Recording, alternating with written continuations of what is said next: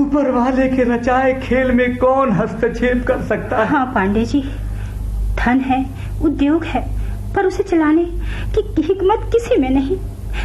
मैं अपने बेटे तरुण को ट्रेनिंग दे रही हूँ, पर उसका मन क्रिकेट छोड़कर बिजनेस में लगता ही नहीं। मालती जी, आप तो व्यवहार कुशल महिला हैं, खुद बिजनेस का बागडोर संभालिए, अवश्य सफलता मिलेगी।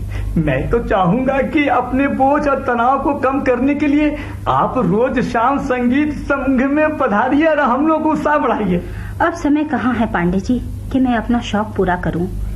सेठ जी की जिंदगी में उनकी आंख बचाकर बाहर निकल जाती थी, पर अब तो हर मिनट का कार्यक्रम सेक्रेटरी तय करता है। सेठ जी महान, जिन्हें आप जैसी कुशल पत्नी मिली, किंतु सेठ जी के संगीत, साहित्य, कला प्रेम को लोग भूल न जाएं, इसलिए उनकी स्मृति में एक ललित कला ट्रस्ट की स्थापना जरूर करें, जिसमें इतनी यथेष्ट राशि रहे कि हर वर्ष कलाकारों का मान सम्मान किया जाए और उनकी कला का रसास्वादन सारा शहर कर सके। लेकिन यह तो एक नई बात सुन रही हूँ कि सेठ जी को संगीत, कला, साहित्य में रुचि थी। वे तो अपने उद्योग में इतने व्यस्त रहते थे कि इन चीजों के लिए समय निकालना मुश्किल था। हाँ, मेरा रुझान अवश्य संगीत में रहा, जो लगता है अब छूट ही जाए। ऐसा न कहें देवी, ऐसा न कहें। संगीत से आप नाता न तोड़िए। सेठ जी ने जिस अखिल भारतीय संगीत सम्मेलन का संकल्प लिया था, उसे तो आपको ही पूरा करना है। मैंने बड़े बड़े संगीत शास्त्रियों और कवियों को पत्र लिख दिया है। यदि मेरे पति की ये अंतिम इच्छा थी तो मैं अवश्य पूरा करूंगी। धन्यवाद, धन्यवाद। बड़े लोग सचमुच दरिया दिल होते। मेरी उलझन को आपने चुटकी बजाते ही सुलझा दिया। मैं जा रहा हूँ तन मन से तैयारी करने संगीत सम्मेलन की। शिवाधर जी से मित्रता का मतलब है संगीत की भाषा की समझ और पकड़, पर मैं तो समझती थी कि संगीत की श्रुति मधुरता के लिए सेठ जी के कान ही बंद हैं। नहीं तो मैं कब की उन्हें अपनी कंठ माधुरी के बल पर इस ओर ज्यादा खींच पाती। काश। चले आइए। नमस्कार, नमस्कार श्रीमती दास जी। मैं कृष्णचंद्र हूँ, एक समाज सुधारक और सेठ रामकृष्ण दास जी के समाज सुधार कार्यों का सहयोगी। ऐसे में नगर समाज सुधार समिति का सहायक मंत्री भी हूँ। स्वागत है आपका। नाम तो आपका कई बार सुना है और शायद दर्शन भी एक दो बार हुए हैं। सेठ जी तो अब रहे नहीं, जिनकी शख्सियत के प्रभाव से सब काम मिनटों में होता था। किंतु मुझे पूरी आशा है कि आप भी जनता की आवाज जरूर सुनेंगी। लोग जनता की आवाज कैसे सुनते हैं मैं नहीं जानती कृष्ण जी। मैडम, आप हमारे ऐसे सेवकों की फरियाद सुनिए, जन सेवकों की अपील पर ध्यान दीजिए, फिर देखिए आप भी जनता की आवाज कैसे सुनने लगेगी। सेठ रामकृष्ण दास जी के शुभ चिंतक होने के नाते मैं चाहता हूं कि आपके धन का ऐसा सदुपयोग हो कि उनकी कीर्ति सदा के लिए कायम रहे तथा इस नगर के लोग आप दोनों को ऑल टाइम श्रद्धेय या माननीय बनाकर अपने हृदय में रखें। लगता है सेठ जी आपकी संस्था में पार्ट टाइम श्रद्धेय या माननीय ही हो पाए थे। फुल टाइम माननीय बनाने के लिए मैंने एक शॉर्टकट सोचा था, सेठ जी को चुनाव लड़वाकर संसद में पहुंचा देना। किंतु अपनी अचानक मृत्यु के कारण वो इस प्रतिष्ठा से बाल बाल बच गए। सेठ जी ने क्या चुनाव लड़ने का निर्णय लिया था? रामकृष्ण दास जी के मन में यह लालसा तो अवश्य थी, जिसको समाज सुधार समिति के सदस्यों ने ललकार कर जगा दिया था। अब तो वह रहे नहीं, अलबत्ता आपको चुनाव लड़ना चाहिए, संसद भवन की सुख सुविधा भोगना चाहिए। नहीं, इस शैतानी माया जाल में मुझे न फंसाइए कृष्णचंद्र जी। ना मैडम, इसे शैतानी माया जाल ना कहिए, नहीं तो संसद की मान हानि का मसला सामने आ जाएगा। अरे मैं तो कहता हूँ कि आप ऐसी महिला को पब्लिक लाइफ में जरूर आना चाहिए। वैसे चुनाव नजदीक में है। सोचूंगी इस पर, लेकिन इसमें तो बहुत खर्च होंगे कृष्णचंद्र जी। अरे नहीं मैडम, ऐसी बात नहीं है। हाँ, खाने पीने और मार्ग व्यय के उचित खर्चे तो कार्यकर्ताओं को देने ही होंगे। अरे मैडम, गंगा नहाकर काम करने वाले लोग भी इससे कम नहीं ले सकते। बुरा न माने कृष्णचंद्र जी, मैं जरा अभी फूंक फूंक कर चल रही हूँ। पब्लिक लाइफ, चुनाव, संस्थाबाजी, ये सब हमारे लिए बिल्कुल नए शुगुफ हुए हैं। अपने बच्चे तथा आत्मीय लोगों से राय करके ही इस विषय में निर्णय ले सकूंगी। आप चाय पियेंगे? चाय तो मैं पीता नहीं मैडम, मेरे पास और भी योजनाएं हैं जिसे लेकर मैं फिर कभी आऊंगा। अच्छा, नमस्ते। चलता हूँ। कौन है? चले आइए। नमस्ते नमस्ते नमस्ते देवी। लगता है आपको चिंता में पड़ी हैं। तबीयत कैसी है आपकी? ठीक ही है। कैसे कैसे आना हुआ मनमोहन जी? आप तो जानती हैं मैं एक चित्रकार हूँ। कुछ अपनी पेंटिंग्स और चित्र आपको दिखलाने के लिए लाया हूँ। नारी के विभिन्न रूपों को मैंने इन तस्वीरों में उतारा है। देखिए, मैंने पहले आपकी एक मुद्रा को आंकना चाहा है। नारी, तुम केवल श्रद्धा हो, विश्वास रजत नगपक तल में। चित्र तो बहुत सुंदर है। आपने रंगों का चुनाव बहुत सोच समझ कर किया है, लेकिन मेरे लिए जो आपने प्रसाद जी की पंक्ति चुनी है उसके योग्य शायद मैं नहीं हूँ। देवी जी, मैंने जैसा उचित समझा वैसा किया। अब ये देखिए, एक अभिसारिका के बढ़ते कदम, इस चित्र का शीर्षक मैंने दिया है अभिसारिका में मिलने को चली, प्रिय पंथ रे कोई बताना जरा।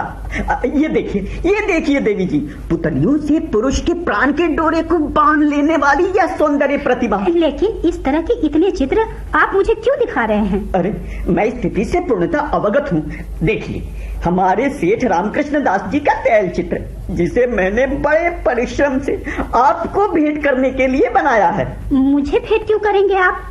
मैंने कोई ऑर्डर तो दिया नहीं। देवी, मेरी श्रद्धा और निष्ठा को आप क्या कर सकती हैं? इसकी कीमत कितनी होगी? मैं तुरंत चुका दूंगी। प्रेम की कीमत नहीं होती देवी, लेकिन हाँ, इसके बदले मैं आपसे कुछ मदद अवश्य चाहूंगा। मदद? किस प्रकार की मदद? बात दरअसल ये है देवी जी कि मैं अपनी पेंटिंग्स और चित्रों की एक प्रदर्शनी लगाना चाहता हूँ, जिसका उद्घाटन मुख्यमंत्री जी करेंगे और आप मुख्य अतिथि होंगी। यह प्रदर्शनी श्री रामकृष्ण दास जी को समर्पित हो। ओह, मैं पूरी तरह समझ गई आपकी बात। देवी जी, महाकवि प्रचंड पधार रहे हैं। नमस्कार नमस्कार नमस्कार देवी। मुझे लोग महाकवि प्रचंड कहते हैं। मैं आपका दुख जानता हूँ देवी। दिव्य पुरुष उस राम कृष्ण को क्रूर विधाता ने छीना। दिव्य पुरुष उस राम कृष्ण को क्रूर विधाता ने छीना, जिसके बिना नगर है सूना, दुष्कर है कवि प्रचंड का जीना। क्यों? कवि लोगों पर हमारे पति के मरने से क्या विपत्ति आ गई? सेठ जी के मरणोपरांत कवियों पर विपत्ति के साथ साथ ये भी जिम्मेवारी आ गई कि उनकी विचारधारा और दर्शन को कविता के माध्यम से जन जन तक कैसे पहुंचाया जाए, जिससे एक मसीहा के संदेश को लोग ग्रहण कर सके और उससे लाभ उठा सके। ये तो कवियों की चिंता है। मैं क्यों इस पचड़े में पड़ूं महाकवि जी? मैं तो महाकवि हूं ना देवी जी। मेरे मातहत बहुत सारे कवि हैं जिनकी राय है कि सेठ रामकृष्ण दास जी की याद में वर्ष में कम से कम 2 बार, यानी जन्मतिथि और पुण्यतिथि पर कवि सम्मेलन का आयोजन किया जाए। लेकिन इस आयोजन से मेरा क्या संबंध है? अरे प्रचंड जी, मालती जी चाहती हैं कि उनसे जो भी अपेक्षा इस संबंध में आप रखते हो, अरे आप उनसे खुलकर कहें। मालती जी, इस रचनात्मक कार्य में आपसे आर्थिक सहयोग की अपेक्षा है, जिसमें कवियों की वाणी को, जी हाँ, जिसमें कवियों की वाणी के माध्यम से सेठ जी की अमृत वाणी जनता जनार्दन तक पहुंच सके। देखिए ना, दर्द, फंटूस, उचक्का जैसे नामी ग्रामी कवि इसमें भाग लेंगे। देखिए महाकवि जी, मेरी शुभकामनाएं हैं आप लोगों के साथ, लेकिन आर्थिक सहयोग कवियों को मैं क्या दे सकती हूँ? आशीर्वाद के रूप में देवी जी, आपको कम से कम इस शुभ काम के लिए 15,000 रुपए तो देने ही होंगे। मैं रसीद काटता। रुकिए, मैं सोच समझ कर निर्णय लूंगी। 15,000 में सोचना समझना क्या है देवी जी? आपने अखिल भारतीय संगीत सम्मेलन के लिए श्री शिवाधर पांडे जैसे फरेबी आदमी को 1 लाख का चेक देने का वादा किया है। वो क्या कुछ करेगा भी? फिर कृष्णचंद्र महान समाज सुधारक बनकर आपसे 20 लाख रुपए की जमीन लेने पर तुला हुआ है। उसकी ईमानदारी पर आपको पूरा भरोसा है। उसकी अविश्वसनीयता के कारण सेठ जी उसे कभी सटने नहीं देते थे। पर आपसे चिकनी चुपड़ी बातें कर वो जोंक की तरह चिपक गया है। ठीक कहते हैं, आप बिल्कुल ठीक कह रहे हैं प्रचंड जी। अरे मेरी पेंटिंग्स की प्रदर्शनी मात्र 10,000 में लग जाएगी, जब उतनी बड़ी बड़ी रकम मालती जी सेठ रामकृष्ण दास जी के नाम पर उन लोगों को दे सकती हैं, तो हम लोगों की मांग, अरे हम लोगों की मांग तो बस गा सागर में बूंद के समान है। जी हाँ मनमोहन जी। लीजिए, जिन ढूंढा तिन पाइया, हम लोगों ने शिवधार पांडे और कृष्णचंद्र जी को स्मरण किया और वे दोनों हाजिर। मालती जी से चेक लेने आ गए होंगे। अच्छा हुआ ये दोनों प्रचंड जी और मनमोहन जी के सामने ही आ गए। चारों दोहरी जिंदगी जीने वालों से मैं प्रश्न करती हूँ कि भोले भाले लोगों के सामने जो अपना चरित्र आप प्रस्तुत करते हैं, वास्तविक जीवन में उन चित्रों से आप कोसों दूर क्यों हैं? आप लोगों की सारी समाज सेवा झूठ, फरेब, धोखेपट्टी की है। आप चारों लोग मुझसे सौदेबाजी करना चाहते हैं। आप चारों चोर चोर मौसेरे भाई हैं।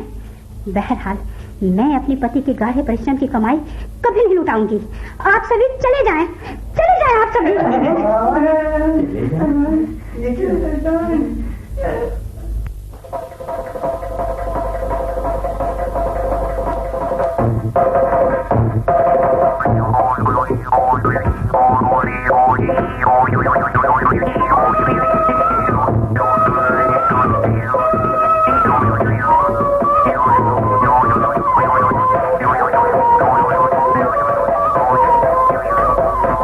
हवा महल कार्यक्रम में अभी आप सुन रहे थे जितेंद्र सहाय का लिखा प्रहसन सौदेबाजी।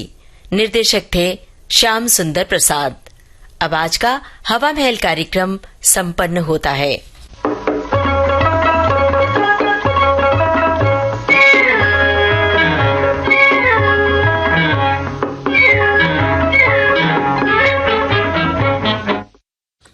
हम विविध भारती राष्ट्रीय सेवा से बोल रहे हैं।